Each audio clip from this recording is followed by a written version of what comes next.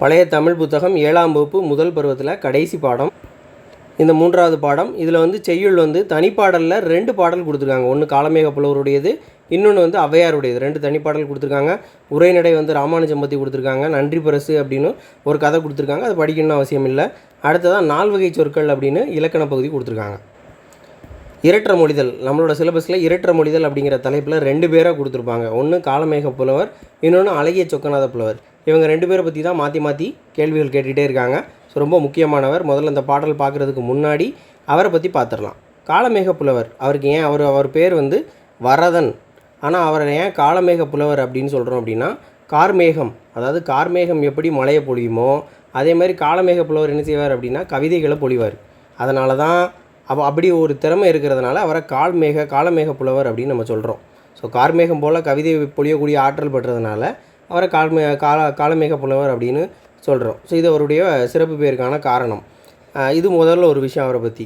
அடுத்து 2வது அவருடைய பிறந்த ஊர். அதில் ஒரு டவுட் இருக்குது. என்ன அப்படின்னா, ஒன்று அவர் கும்பகோணத்துக்கு பக்கத்தில் உள்ள நந்தி கிராமத்தில் பிறந்திருக்கலாம் அப்படின்னு ஒரு சிலர் சொல்கிறாங்க. ஒரு சிலர் வந்து அப்படியே ஆப்போசிட்டாக விழுப்புரம், அந்த சைடு நார்த் சைடில் விழுப்புரம் பக்கத்தில் இருக்கக்கூடிய எண்ணாயிரத்தில் பிறந்திருக்கலாம் அப்படின்னு சொல்கிறாங்க. ஸோ இது ஒரு கான்ஃப்ளிக்டான விஷயம். சில பேர் கும்பகோணத்தில் நந்தி கிராமம்னு சொல்கிறாங்க, விழுப்புரத்தில் எண்ணாயிரம்னு சில பேர் சொல்கிறாங்க. ஸோ 2 விஷயம். அடுத்து அவர் எங்கே வேலை பார்த்துருக்காரு அப்படின்னா, திருவரங்க கோயில் மடைப்பள்ளியில் பணிபுரிந்திருக்கிறாரு. ஸோ அவருடைய தொழிலை பற்றி பார்க்குறோம். திருவரங்க கோயிலில் உள்ள, திருவரங்கம் அப்படின்னா ஸ்ரீரங்கம், அங்கே உள்ள கோயிலில் உள்ள மடைப்பள்ளியில் பணிபுரிகிறார். அடுத்து அவரை குறித்து ஒரு 4வது முக்கியமான பாயிண்ட் என்ன அப்படின்னா, வைணவ சமயத்திலிருந்து சைவ சமயத்துக்கு மாறினார் அப்படின்னு சொல்கிறாங்க. அடுத்து அவரை பற்றி முக்கியமான ஒரு பாயிண்ட் என்ன அப்படின்னா, இருபொருள் அமைய நகைச்சுவையோட பாடுவதில் வல்லவர் யார் அப்படின்னு கேட்பாங்க. துன்பத்தை நகைச்சுவையோடு சொல்வதில் வல்லவர் யார்? அந்த நகைச்சுவைங்கிற அந்த வார்த்தையை பற்றி இப்போ நகைச்சுவை இருபொருள் பட நகைச்சுவையுடன் பாடுவதில் வல்லவர் யாருன்னு கேட்டால் காளமேக புலவர். துன்பத்தை நகைச்சுவையோடு சொல்வதில் வல்லவர் யாருன்னு கேட்டால் ராமச்சந்திர கவிராயர். ஸோ அந்த தொடர்பு ஒவ்வொரு விஷயத்தையும் படிக்கும்போது அதோட தொடர்புடையதை படிச்சுக்கணும். தனிப்பாடல் திரட்டுங்கிறது ஒன்றும் இல்லை, புலவர்கள் அப்பப்போ பாடின விஷயத்தை நூலாக தொகுத்து வச்சுருப்பாங்க. அதுதான் தனிப்பாடல் திரட்டு. அது எந்த ஒரு தொகுப்பாகவும் இருக்காது. நிறையா பேர் பாடின தனித்தனியாக பாடின பாடல்களை வந்து தொகுத்து தனிப்பாடல் அப்படின்னு போடுறாங்க.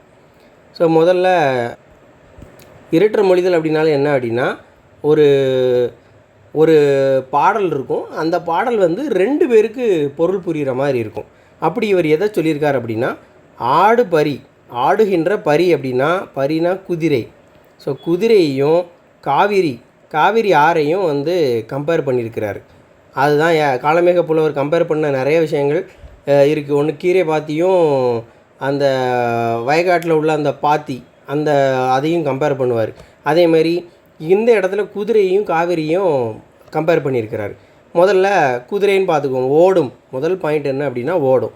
குதிரை ஓடுமா? குதிரையும் வேகமாக ஓடும். காவிரி தண்ணி ஓடுமா? தண்ணி ஓடும், வேகமாக ஓடும். அடுத்து 2வது சுழி சுத்தம் உண்டாகும். தண்ணி இப்படி வரும்போது தண்ணி ஒரு இடத்துல என்ன செய்யும் அப்படின்னா சுழியாக மாறும். தண்ணி நிறைய இடங்களில் ஒரு இடத்துல சுழி இருக்கும் அப்படிங்கிற மாதிரி உருவாகும். அப்போ காவேரி நீர் வந்து சுழி சுத்தம் உண்டாகும். இங்கே குதிரை என்ன செய்யும்னா, குதிரைக்கு வந்து சுழி பார்த்து வாங்கணும் அப்படின்னு சொல்லுவாங்க.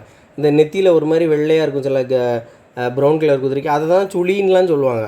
சுழி பார்த்து வாங்கணும்னு சொல்லுவாங்க. அப்போ குதிரைக்கும் சுழி இருக்குது. அடுத்து 3வது பாயிண்ட் என்ன அப்படின்னா, துன்னலரை சாடும் அப்படின்னா இங்கே மீனிங் என்ன கொடுத்துருக்காங்க அப்படின்னா, இழுக்கும், சாய்க்கும் அப்படிங்கிற மாதிரி பொருளில் கொடுத்துருக்காங்க.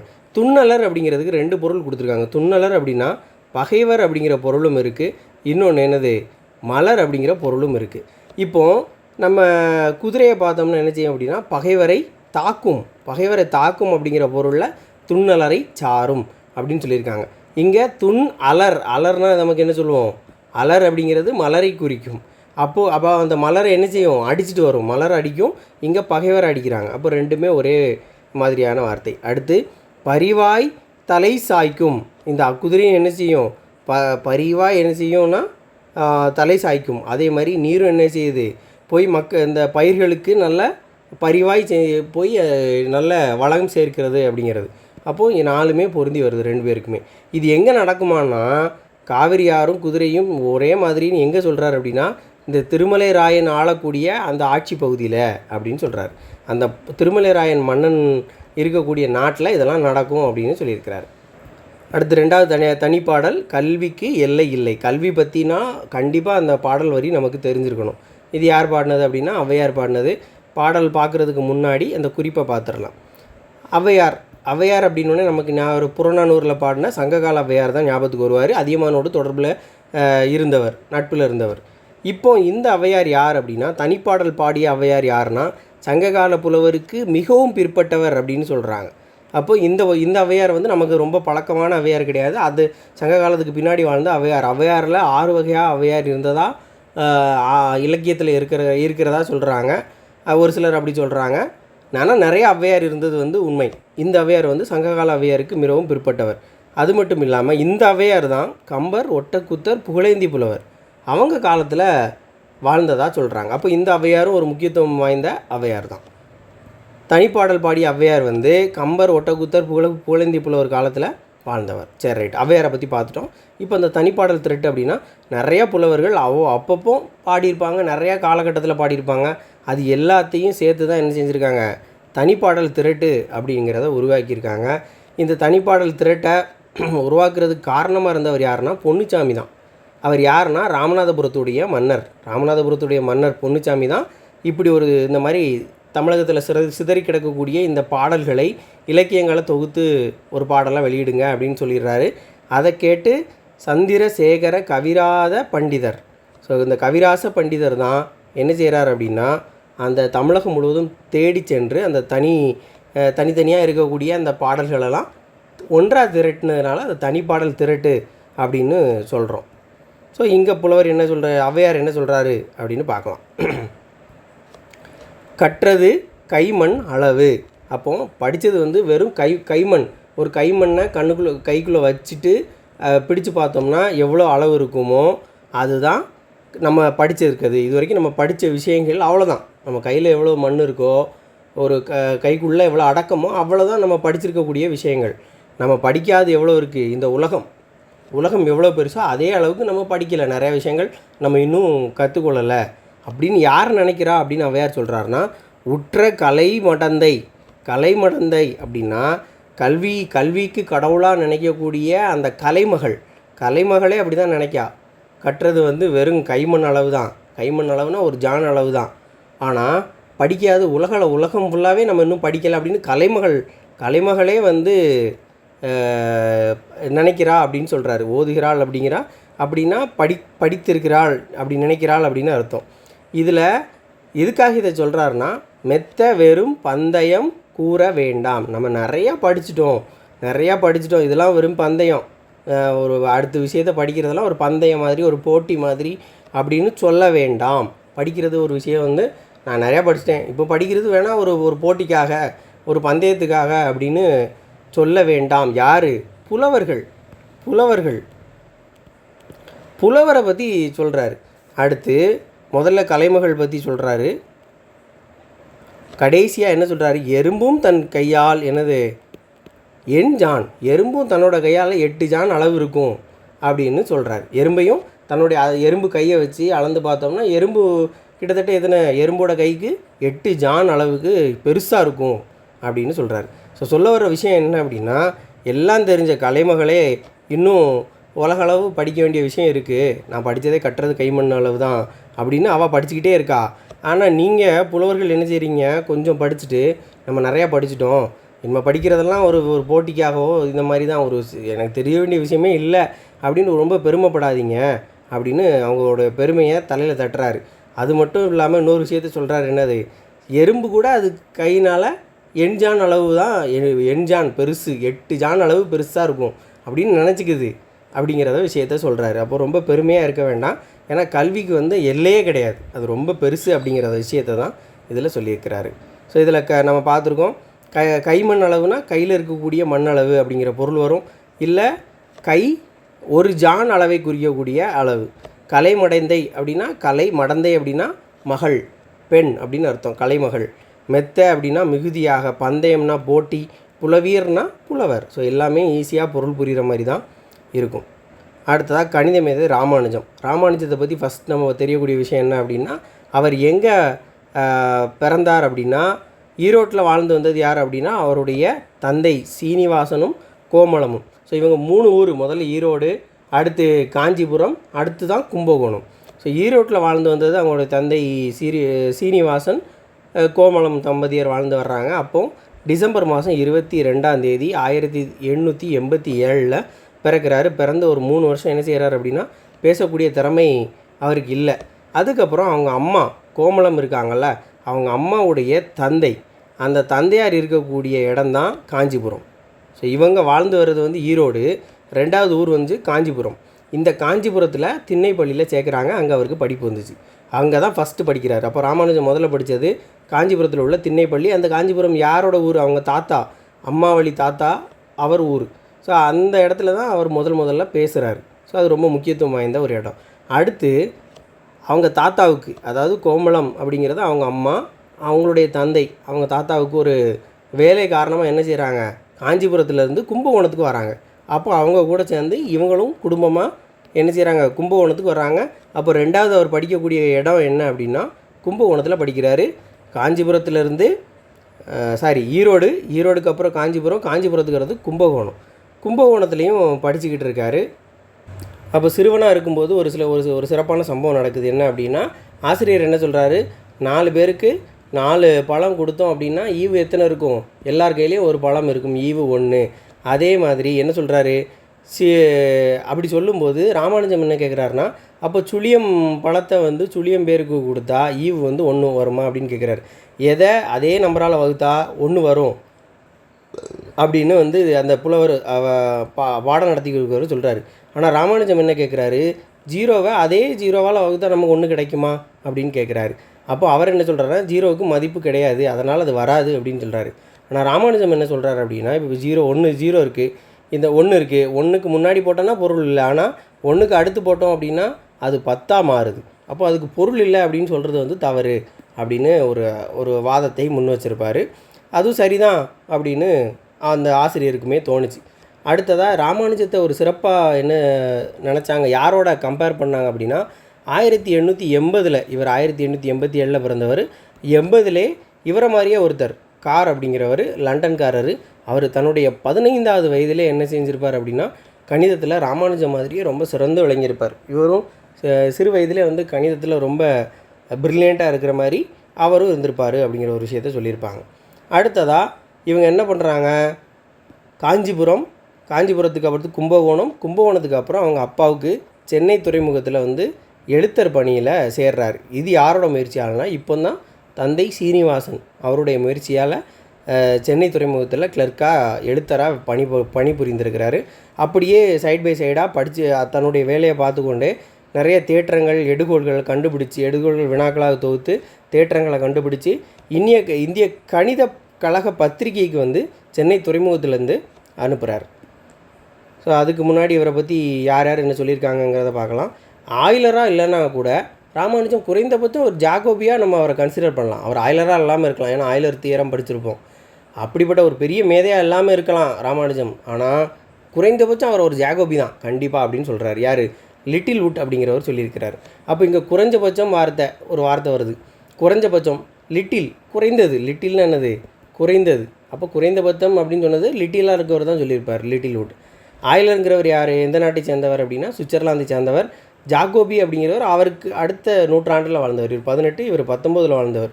இவர் ஜெர்மனியில் வாழ்ந்தவர், இவர் சுவிட்சர்லாந்தை வாழ்ந்தவர். 2 பேருமே கணித மேதை தான். அதனால தான் ராமானுஜம் கூட நம்ம கம்பேர் பண்ணியிருக்காங்க.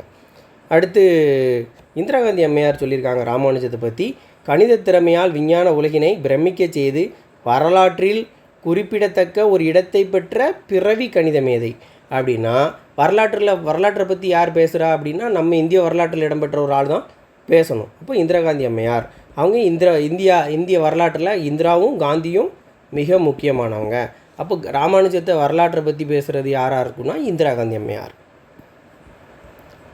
சரி, ரைட்டு. இவர் சென்னை துறைமுகத்தில் வேலை பார்த்துக்கிட்டே அங்கே துறைமுகத்தில் தலைமை பொறியாளராக இருக்கக்கூடிய ஃப்ரான்சிஸ் ஸ்ப்ரிங் அப்படிங்கிறவர் மூலமாக, அவருடைய உதவியின் மூலமாக கணித கழகத்துக்கு அவருடைய தேற்றங்களெல்லாம் அனுப்புகிறாரு. அதுவும் அவருடைய குறிப்பிடத்தக்க பெர்னோலிஸ் நம்பர்ஸ், அந்த பெர்னோலிஸ் எண்கள் அப்படிங்கிற தலைப்பில் அவருடைய கட்டுரை வந்து ஒரு பெரிய அளவில் அவருக்கு ஒரு அடையாளத்தை உருவாக்குச்சு அப்படின்னு சொல்லலாம். அடுத்ததாக அவர் வந்து சென்னை பல்கலைக்கழகத்தில் என்ன செய்கிறார் அப்படின்னா ஊதியமில்லா விடுப்பு எடுத்துக்கொண்டு சென்னை பல்கலைக்கழகத்தில் ஆராய்ச்சி மாணவராக சேர்றாரு. அவருடைய ஆராய்ச்சிகளெல்லாம் எழுதி என்ன யாருக்கு அனுப்புகிறார் அப்படின்னா இங்கிலாந்தில் உள்ள கேம்பிரிட்ஜில் பேராசிரியராக இருக்கக்கூடிய ஹார்டிக்கு அனுப்புகிறாரு. ஹார்டி அதை ஃபஸ்ட்டு பெருசாக கன்சிடர் பண்ணல. அதுக்கப்புறம் ராமானுஜத்தை வந்து இங்கிலாந்துக்கு வர சொல்லி ஏற்பாடு செய்கிறாரு. அது எப்போ அப்படின்னா லண்டனில் இருக்கக்கூடிய அந்த கேம்பிரிட்ஜ் பல்கலைக்கழகம் ஹார்டியோட பல்கலைக்கழகத்தில் உள்ள ஒரு காலேஜ் தான் ட்ரினிட்டி கல்லூரி. அந்த காலேஜில் உள்ள ஒரு ஆசிரியர் பேர் E.H. நெவில். இவர் சென்னை வர்றாரு. அப்போ அவர் கூட சேர்ந்து ராமானுஜம் வந்து இங்கிலாந்து போக முயற்சி பண்ணுறாரு. அவர் கூட சேர்ந்து போகிறாரு. 1914 போகிறாரு. மார்ச் 17 இங்கிலாந்துக்கு கப்பலில் புறப்படுறாரு. ஆனால் அங்கே ஆராய்ச்சி மாணவராக என்ன செய்கிறார் அப்படின்னா மார்ச்சில் போய் மார்ச் 17 இங்கே அடுத்த நாள் 18வது நாள் அடுத்த மாதம் 4வது மாதம் 1914. அப்போ ஒரு மாதம் ஒரு தேதி எக்ஸ்ட்ரா அதில் போய் வந்து சேர்றாரு. அப்போது அவருடைய திறமையை கண்டு அவருக்கு என்ன கொடுக்குறாங்க அப்படின்னா அவருடைய உதவித்தொகையாக ஸ்காலர்ஷிப் வந்து 60 பவுண்ட் உதவித்தொகை கொடுக்குறாங்க. அவர் தொடர்ந்து தன்னுடைய ஆராய்ச்சியை இது பண்ணுறாரு. அதுக்கப்புறமா ஒரு நாள் கிங்ஸ் கல்லூரி பேராசிரியர் கணித பேராசிரியர் ஆர்தர் பெர்சி அப்படிங்கிறவர் வந்து கேம்பிரிட்ஜில் தான் இவர் படிச்சுக்கிட்டு இருக்கார். அந்த ஆராய்ச்சியும் பண்ணிக்கிட்டு கேம்பிரிட்ஜில் படிக்கிறார். அப்போ கேம்பிரிட்ஜ் மாணவர்களுக்கு வந்து இவர் வேறு ஒரு கல்லூரியை சார்ந்த கிங்ஸ் கல்லூரியை சார்ந்த அந்த ஆர்தர் பெர்சி வந்து பாடம் நடத்துகிறாரு. அப்போ ராமானுஜர் குறுக்கிட்டு இதில் சில தவறுகள்லாம் இருக்குதுன்னு சொன்னதுக்கப்புறம் திருத்தங்களையும் செய்கிறாரு. அதை அந்த பேராசிரியர் வந்து பாராட்டுறாரு. இது ஒரு முக்கியமான நிகழ்வு. அதுக்கப்புறம் அவரை வரவழைச்ச அந்த ஹார்டி வந்து என்ன பண்ணுறாரு அப்படின்னா ரோசர்ஸ் ராமானுஜன் கண்டுபிடிப்புகள் அப்படிங்கிற தலைப்பில் ராமானுஜருடைய கண்டுபிடிப்பை நூலாக வெளியிடுறாரு. அதை அறிந்த இங்கிலாந்து யூனிவர்சிட்டி என்ன செய்யுது அப்படின்னா 1918 இவர் 1914 தான் போயிருப்பார். ஒரு 4 வருஷத்தில் பிப்ரவரியில் தங்களுடைய கழகத்தில் உறுப்பினராக்கி எஃப்ஆர்எஸ் பட்டம் கொடுக்குறாங்க. இந்த எஃப்ஆர்எஸ் பட்டம் அப்படிங்கிறது அந்த முக்கியமான ரொம்ப ஒரு திறமையான ஆராய்ச்சியாளர்களுக்கு கொடுக்கக்கூடிய ஒரு பட்டம். அந்த பட்டத்தை வந்து கொடுத்ததுனால இப்போ ட்ரினிட்டி கல்லூரியும் ராமானுஜத்தை பாராட்டி என்ன செய்கிறாங்க அப்படின்னா சிறப்பு உறுப்பினராக அவரை வச்சுக்கிறாங்க. இந்த ட்ரினிட்டி கல்லூரி இவர் இந்த எஃப்ஆர்எஸ் பெற்றதுனால ட்ரினிட்டி கல்லூரி வந்து அவரை பாராட்டி சிறப்பு உறுப்பினராக இது பண்ணுறாங்க. அதுக்கப்புறம் முதல்ல 60 பவுண்டு கொடுத்தாங்கல்ல, இப்போ 250 பவுண்டு அதுவும் 6 வருஷத்துக்கு கொடுக்கறதுக்கு ஏற்பாடு செய்கிறாங்க. அதே மாதிரி ஹார்டி பரிந்துரை பண்ணுறாரு. ஹார்டி தான் அங்கேயும் அந்த நூல் வெளியிட்டு உதவி இருப்பார். இங்கே வந்து சென்னை பல்கலைக்கழகம் இங்கேயும் பரிந்துரை செய்கிறார் இந்தியாவில். அப்போ சென்னை பல்கலைக்கழகமும் அதே மாதிரி 250 பவுண்டு அவங்க 6 வருஷம் இவங்க 5 வருஷம் கொடுக்குறதா வந்து முன் வர்றாங்க. அப்போ ராமானுஜம் என்ன பண்ணுறாரு அப்படின்னா அந்த 250ல் 50 பவுண்டு வந்து தன்னோட பெற்றோருக்கும் மீதி இருக்கக்கூடிய 200 பவுண்டு ஏழை எளிய மாணவர்களுடைய கல்விக்காகவும் பயன்படுத்த சொல்லியிருக்கிறார். அடுத்ததாக ராமானுஜத்தை பற்றி அவருக்கு ஏற்பட்ட நோய் என்ன அப்படின்னா காச நோயால் பாதிக்கப்பட்டார். அவரை ஹார்டி பார்க்க வரும்போது ஒரு நம்பரில் வர்றார். அந்த டாக்ஸியோட நம்பர் என்ன அப்படின்னா 1729 அப்படின்னு அவர் சொன்ன உடனே என்ன சொல்கிறார் அப்படின்னா ரெண்டு டைப்பாக வரக்கூடிய அந்த கியூபல் ஏதோ 2 கியூப் நம்பரை கூட்டினா ஒரு நம்பர் வரும். அது வந்து 2 டைப்பாக வரக்கூடியதில் ஏதோ 2 நம்பரை பண்ணி இருக்கிறதே ரொம்ப லோயஸ்ட் நம்பராக வரக்கூடிய நம்பர் அப்படின்னா அந்த 1729 அப்படின்னு சொல்கிறார். இப்போ 1 கியூபையும் இந்த 12 கியூபையும் கூட்டினோம்னா என்ன வரும்? 12 கியூப் அப்படிங்கிறது 1728. இதே மாதிரி 10 கியூப் அப்படிங்கிறது 1000. 9 கியூப் அப்படிங்கிறது 729. அப்போது இப்படி ஏதோ ஒரு 2 நம்பர்களை கியூப் வேல்யூவை கூட்டினா இருக்கிறதுலே சேமாக வரணும் அப்படின்னா 1729 தான் இருக்கிறதுலே சின்ன நம்பர். அதை இப்படி கூட பிரிக்கலாம், பகா எண்களாக 7, 13, 19ன்னு கூட பிரிக்கலாம் அப்படின்னு அழகாக சொல்லியிருப்பார். அடுத்ததாக 1919 ஃபெல்லோஷிப் 1914 அங்கே போகிறாரு. 1917 ஃபெல்லோஷிப் வாங்குறாரு. 19 மும்பைக்கு வர்றார். வளம்ப முடியாமல் மார்ச் 17 அங்கே போயிருப்பார். மார்ச் 27 திரும்ப வர்றாரு. மும்பைக்கு வந்தார். அதுக்கு அடுத்த மாதம் ஏப்ரலில் தான் சென்னைக்கு வர்றாரு. 1920 அதுக்கு அடுத்த வருஷமே ஏப்ரல் 26 அவர் வந்து இறந்து போகிறாரு. இறக்கும்போது அவருக்கு வயது 33 வயது. 3 வருஷம் காச நோயால் பாதிக்கப்பட்டு ரொம்ப கஷ்டப்பட்டிருப்பார். இப்போது ராமானுஜத்தை பற்றி என்ன சொல்லியிருக்காரு அப்படின்னா பேராசிரியர் E.D. பெல் என்ன சொல்லியிருக்காருன்னா ராமானுஜன் சாதாரண மனுஷன் கிடையாது, அவர் இறைவன் தந்த பரிசு. இறைவன் தந்த பரிசு அப்படின்னா பெல் அடிக்கிறது தான். பெல் அடித்து இறைவனுக்கு நன்றி சொல்லுவோம். எல்லா கோயிலையும் பெல் அடிப்பாங்க. அப்போ இறைவன் பரிசு தரும்போது பெல் அடிக்கணும், பெல். அடுத்து ராமானுஜன் முதல் தரமான கணித மேதை அப்படின்னு சொன்னவர் யாருன்னா லண்டன் ஆளுநர் லார்ட்மெண்ட் லண்டு. இப்போ முதல் தரமான இருக்கிறதுலே ஃபஸ்ட் யார்? லார்டு. லார்டுனா யார்? கடவுள் அப்படின்னு சொல்லுவோம். லார்டுங்கிறவர் தான் முதல் தரமான ஆள். அதேமாதிரி அரசியலமைப்பு இப்படி பார்த்தா குடியரசுத் தலைவர் ஒரு நாட்டுக்கு வந்து முதன்மையான ஆள். அதே மாதிரி அரசியலமைப்பு சட்டப்படி ஆளுநரும் இங்கே மாநிலத்தில் ஒரு முதன்மையான ஆள் அப்படின்னு நம்ம ஞாபகம் வச்சுக்கணும். அடுத்ததாக ராமானுஜம் வந்து இந்த 20ஆம் நூற்றாண்டின் மிகப்பெரிய கணித மேதை. இவர் பேரே பெருசாக இருக்குது, பேராசிரியர் சூலியன் கக்சுலி. அப்போது அவர் தான் மிகப்பெரிய கணித மேதைன்னு இன்னொரு கணித மேதை சொல்லியிருக்கிறார்.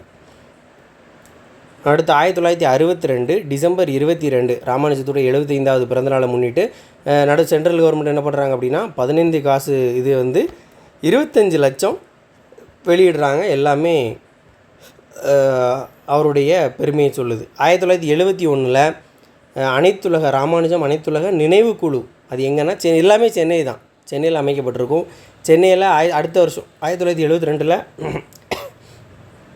அக்டோபர் 3 காந்தி ஜெயந்திக்கு அடுத்த நாள் தமிழக முதலமைச்சரால் ராமானுஜம் கணித அறிவியல் நிறுவனம் வந்து திறந்து வைக்கப்பட்டது. அவர் பணியாற்றிய அந்த சென்னை துறைமுகத்தில் ஒரு கப்பல் வாங்கியிருப்பாங்க, குடிநீர் கப்பல். அதுக்கும் ஸ்ரீனிவாச ராமானுஜம். எல்லாமே சென்னை தான், சென்னை சென்னை சென்னை. அடுத்து இந்தியாவுக்கு அவருடைய சில மார்பளவு வெண்கலச் சிலையை கொண்டு வர்றாங்க.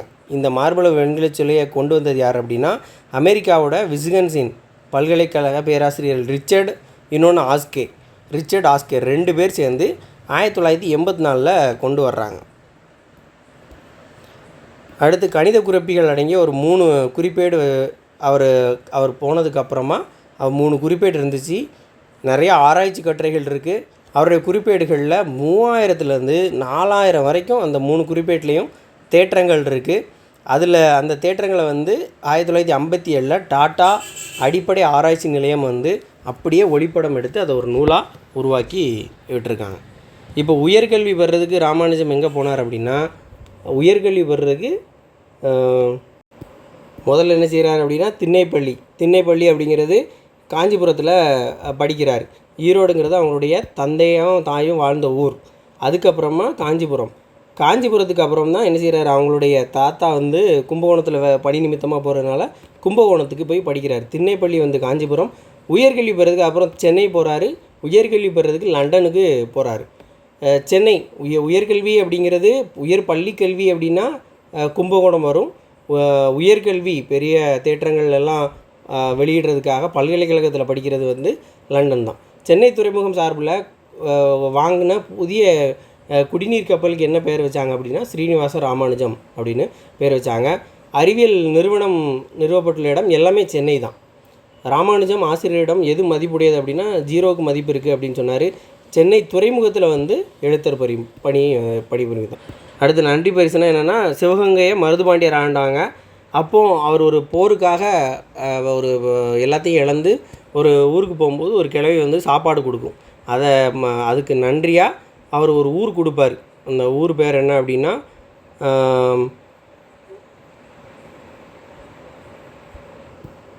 இங்கே இருக்குது பழஞ்சொச்சு குருநாதனேந்தல் அப்படிங்கிற ஊர் வந்து அந்த பாட்டிக்கு பரிசளிச்சிருப்பார் அப்படின்னு சொல்லியிருப்பாங்க. அந்த கதையை வாசித்து பாருங்கள். அது படிக்கிறதுக்கு ஒன்றும் இல்லை அந்த கதையில். அடுத்ததாக நீலவன் அப்படிங்கிறது முத்துக்கதைகளுடைய ஆசிரியர் யார் அப்படின்னா நீலவன். அடுத்து இலக்கணத்தில் 4 வகை சொற்கள். 4 வகை சொன்னால் பெயர்ச்சொல், வினைச்சொல், இடைச்சொல், உரிச்சொல். முதல்ல பெயர்ச்சொல் என்ன, ஒரு பெயரை குறித்து வந்துச்சுன்னா அது பெயர்ச்சொல். அடுத்தது வினைச்சொல்னா என்ன, ஒரு பொருளுடைய செயல் இயக்கத்தை குறிச்சதுன்னா அது வினைச்சொல் அப்படிங்கிறாங்க. இப்போ பெயர்ச்சொல்ங்கிறது என்ன, நம்ம பார்த்தோம் நிறையா பெயர்ச்சொல் இருக்குது. இப்போது அப்பா, அம்மா, மதுரை இதெல்லாமே வந்து பெயர்ச்சொல். அடுத்து வினைச்சொல் அப்படின்னா வந்தான், சென்றான். ஒரு பொருள் வந்து என்ன செய்யுது, அதோடைய செயல் என்ன, அதுதான் இதுன்னு சொல்கிறோம். அடுத்ததான் இடைச்சொல்னால் ஒரு இணைப்பு சொல், ஏதோ ஒரு மற்ற சொல்லோடு வந்து சேர்ந்து வந்திருக்கும். இப்போ தம்பிங்கிறது பெயர்ச்சொல், அந்த தம்பியும் அப்படிங்கிறது ஒரு புது வார்த்தையாக வருது. அப்போ இந்த அப்படிங்கிறது இணைப்பு சொல், இடைச்சொல் அப்படின்னு சொல்கிறோம். அடுத்ததான் உரிச்சொல். இந்த உரிச்சொல் அப்படிங்கிறது என்ன அப்படின்னா அதேமாதிரி இதையும் வேற்றுமை உருவம் என்னது இணைப்பு சொல், இடைச்சொல் தான். உரிச்சொல் அப்படின்னா இப்போ மாநகர். இந்த நகரம் எப்படிப்பட்டது, ரொம்ப பெரியது. அப்போ அந்த அந்த இது பெயரை இன்னும் வந்து பெருமைப்படுத்துகிற மாதிரி ஒரு சொல் தான் என்னது உரிச்சொல் அப்படின்னு சொல்லுவோம். பெயரோ வினையோ ரெண்டுக்குமே வரும். இப்போ பல வகைப்பட்ட பண்புகளை கொண்டு பெயர் சொற்கள் வினை சொற்களை விட்டு நீங்காது செய்யுளுக்கே உரிமை பெற்று வர்றது தான் இந்த உரிச்சொல் அப்படின்னு சொல்லுவாங்க. மாநகர், மா கொடிது அப்படின்னு சொல்கிறோம். அப்போ ரொம்ப கொடிது, அதை சிறப்பித்து காட்டும், அதுதான் என்னது உரிச்சொல். இது எல்லாமே தமிழில் இலக்கண வகைச்சொல் அப்படிம்பாங்க. பெயர்ச்சொல் 4 வகைப்படும் நம்ம படிப்போம். வினைச்சொல், இடைச்சொல், உரிச்சொல், பெயர்ச்சொல், வினைச்சொல், இடைச்சொல், உரிச்சொல்னு 4 வகை சொல்லுவோம். இதைத்தான் இது வந்து இலக்கண வகைச்சொல். அதே மாதிரி சொல் வந்து இலக்கிய வகையிலே 4 வகைப்படும். அந்த திரிசொல், வடசொல் அப்படின்னு 4 வரும்ல, அதுவும் தமிழில் இருக்குது. நம்ம பொதுவாக இந்த இலக்கண வகை சொற்களை தான் டக்குன்னு அது கேட்ட உடனே நம்ம சொல்லுவோம். இப்போ முருகன் மாமலையை பார்த்தான், முருகங்கிறது பெயர்ச்சொல், பார்த்தாங்கிறது வினைச்சொல், மாமலைங்கிறது உரிச்சொல், ஐங்கிறது இடைச்சொல், அவ்வளோதான். இப்போ பார்த்திபனும் இதிலே அதே தான். பார்த்திபன் அப்படிங்கிறது பெயர்ச்சொல், பார்த்திபனும், பாரதியும், பாரதி பெயர்ச்சொல், இது வந்து இடைச்சொல். பள்ளி அப்படிங்கிறது பெயர்ச்சொல், ஐங்கிறது இடைச்சொல். அடைந்தனர் அப்படின்னா வினைச்சொல். பெயர்ச்சொல் வேலன்கிறது பெயர்ச்சொல், வினைச்சொல் என்ன வந்தாங்கிறது வினைச்சொல், இடைச்சொல் என்ன 5ம் 6ம். மாவீரன், வீரன் எப்படிப்பட்டவன், பெரிய வீரன், உரிச்சொல். அடுத்து வல்லின மிகுமிடம் மிகா இடம். வல்லின மிகுமிடமுக்கு 2 எடுத்துக்காட்டு கொடுத்துருக்காங்க. 1 8 10. இந்த 2 எண்ணுக்கு பின்னாடி ஏதாவது ஒரு வல்லின சொற்கள் வந்துச்சுன்னா அந்த இடத்துல வல்லினம் மிகும்னு சொல்லியிருக்காங்க. இங்கே என்னது 8 10 8 10. இங்கே கசதப அதில் ஏதாவது ஒன்று வரும், அப்படி வந்துச்சுன்னா கண்டிப்பாக மிகும். 8 கால் 10 பேர், 8 தொகை 10 பாட்டு அப்படிங்கிறது மிகும். அதே மாதிரி ஈறுகட்ட எதிர்மறை பெயரச்சத்துலேயும் வரும். ஈறுகட்ட எதிர்மறை பெயரச்சம்னா இந்த பாடாத, இந்த தேங்கிறது என்ன வரும், கெட்டிருக்கும், இந்த ஈறு கெட்டிருக்கும், பெயரச்சம். இது பாடாதங்கிறது பெயரச்சம், அது ஈறு கெட்டதுன்னா ஈறுகட்ட எதிர்மறை பெயரச்சம், அப்படியே ஆப்போசிட்டான விஷயமா இருக்கும். அப்போ பாடா அப்படின்னு வந்துச்சுன்னா அந்த இடத்துல என்ன செய்யும், வல்லினம் மிகும். அப்போது 8 10லேயும் வல்லினம் மிகும், ஈறுகட்ட எதிர்மறை பெயரச்சத்துலேயும் வல்லினம் மிகும். இந்த மாதிரி வல்லினம் மிக இடத்துக்கு ஒன்று கொடுத்துருக்காங்க. பேரச்சம் நார்மலான உள்ள பேரச்சத்துக்கு முன்னாடி வராது. வந்த அப்படின்னா வந்த குழந்தை, வந்தங்கிறது பேரச்சம், கடைசி ஆன்னு முடிஞ்சிருக்கு பேரச்சம். வந்த குழந்தை அப்படின்னா வந்த குழந்தை அப்படின்னு வராது, வந்த குழந்தை தான். அப்போ பேரச்சத்தில் வராது. ஆனால் ஈறுகட்ட எதிர்மறை பேரச்சத்தில் வல்லினம் மிகும். அடுத்ததாக பிரேம்சந்துங்கிறவர் யாருன்னு தெரிஞ்சுக்கணும். இந்தி மொழியில் ஒரு புகழ்பெற்ற எழுத்தாளர், அவ்வளோதான். அவர் வந்து உடம்பு சரியில்லாமல் இருந்தார். அப்போ உடம்பு சரியில்லாமல் இருக்கும்போது எப்படி எழுதிக்கிட்டு இருக்கீங்கன்னு கேட்கும்போது அவர் என்ன சொல்கிறாரு, அப்படிலாம் இருக்கக்கூடாது, ஒரு விளக்கை ஏற்றி வைத்தால் அந்த விளக்குக்கு வேலை என்ன அப்படின்னா ஒளி கொடுக்குறது தான், நமக்கு அரைதோன்னு நினைக்கக்கூடாது, அதனால் வேலை தான் முக்கியம் அப்படிங்கிற ஒரு விஷயத்தை அவர் சொல்லியிருக்கார். அடுத்ததாக விவேகானந்தர் அமெரிக்காவில் ஒரு முட்டை ஓடுகளை சின்ன பையங்க வந்து குறி வச்சு சுட்டுக்கிட்டு இருப்பாங்க. அவர் சிரிப்பார், எதுவுமே சரியாக படாது. அப்போ இவர் போய் அதை சுடுவார். அந்த கதையை சொல்லியிருப்பாங்க. இது பெருசாக தெரிஞ்சுக்க அளவுக்கு ஒன்றும் இருக்காது. அடுத்ததாக யூனிட் 8 வர்ற மாதிரி ஒரு விஷயம், ஆடல் கலை, ஆடுதல், டான்ஸ் அப்படிங்கிறது என்ன அப்படின்னா தமிழில் முத்தமிழ் அதில் எதில் வருது அப்படின்னா இயல், இசை, நாடகத்தமிழில் அந்த ஆடற்கலை அப்படிங்கிறது வருது. இது என்னெல்லாம் சொல்கிறோம், நடனம் அப்படிங்கிறது, நாட்டியம் அப்படிங்கிறது எல்லாமே ஆடற்கலையை தான் குறிக்கும் அப்படின்னு சொல்லுவோம். பழைய காலத்தில் நடனக்கலை என்ன சொல்கிறோம் அப்படின்னா கூத்துக்கலை அப்படின்னு சொல்லியிருக்கோம். அதே மாதிரி சங்க காலத்தில் ஆடற்கலையில் வல்லவர்கள் யார் அப்படின்னா கூத்தர், இன்னொன்று விரலியர் அப்படின்னா யாருன்னு கேட்பாங்க. அவங்க வந்து சங்க காலத்தில் ஆடல் களி செய்தவர்கள் தான் அவங்க. அடுத்து வரையாடுகள் பற்றி ஒரு செய்தி கொடுத்துருக்காங்க. வரையாடுகள் என்னது, தமிழ்நாட்டுடைய தேசிய மாநில விலங்கு. தமிழ்நாட்டுடைய மாநில விலங்கு எங்கே அதிகமாக இருக்குது அப்படின்னா உதகையில் காணப்படுது. காளமேக புலவர் எந்த கோயிலில் பணிபுரிந்தார் அப்படின்னா திருவரங்க கோயிலில் மடைப்பள்ளியில் பணிபுரிந்தார். ராமானுஜத்தின் கட்டுரைகள் ரோசஸ் ராமானுஜம் கட்டுரைகள் அப்படிங்கிற பேரில் வெளியாடுச்சு. தனிப்பாடல் திரட்டை வந்து தொகுத்தவர் காளமேக புலவர், அதில் பாடியிருப்பார். ஔவையாரும் பாடின பாடலும் அதில் இருக்குது. சந்திரசேகர கவிராச பண்டிதர் அவர் தான் தொகுத்திருப்பார். சொன்னவர் வந்து பொன்னுச்சாமி, ராமநாதபுரம் மன்னர். மோசிகரனார் புறநானூறு பாட்டு எழுதினவர். லண்டனில் உள்ள எந்த கல்லூரியில், ட்ரினிட்டி கல்லூரி, கேம்பிரிட்ஜ் பல்கலைக்கழகத்துக்கு கீழே இருக்கக்கூடிய ட்ரினிட்டி கல்லூரி, அந்த ட்ரினிட்டி கல்லூரியில் தான் அவர் சேர்ந்திருப்பார். அங்கேருந்து பேராசிரியர் நெவில்ங்கிறவர் இங்கே வந்திருப்பார். அவர் கூட சேர்ந்து லண்டன் போயிருப்பார். மாநகர், நகரம் எப்படிப்பட்ட நகரம், மாநகரம், பெரிய நகரம், உரிச்சொல். கிழவிக்கு மருதுபாண்டி அளித்த ஊர் என்ன ஊர்னா பழஞ்சோற்று குருநாதன் நேந்தல். ஸோ இதோட 7th ஃபஸ்ட் டைம் முடிஞ்சது. நன்றி.